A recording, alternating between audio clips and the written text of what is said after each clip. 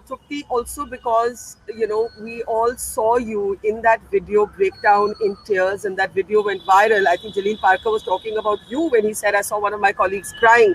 And that was Trupti Gilada.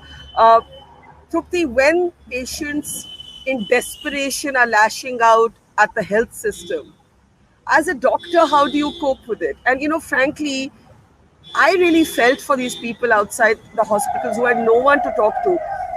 I'm able to call, and I harass doctors at my father's hospital and all of you several times a day.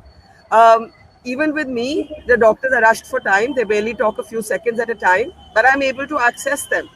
There are people, and I'll play out some more clips for you, who can't get any doctor to talk, and that's not the doctor's fault. The doctor has no time. The doctor has no beds. The doctor has no drugs. The doctor has no oxygen. The doctor what does the doctor have but the doctor's own will to fight at this point, Trupti?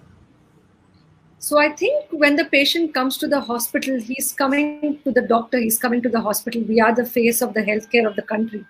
It doesn't matter to them from where the oxygen comes, from where the drugs come, from where does everything come. But when they bring the patient, they just are bringing their dear ones and pleading that just send them back home. So we totally get it that their rage is directed at us. I mean, who else do they have to go to? I mean, where else will they go with their grievances? But it's just sad because this wasn't something that was unforeseen. We had seen the first wave. We had seen the other countries see a second wave. We needed to be better prepared. We had a lack of ICU beds in the first wave, and we coped with it after like a span of 4 or 6 weeks. This was something that we were expecting. And even after having an entire year to prepare for, we still don't have enough oxygen plants to make oxygen. We still haven't ramped up the healthcare facilities. We had almost 7 or 8 months to vaccinate our population. We did miserably.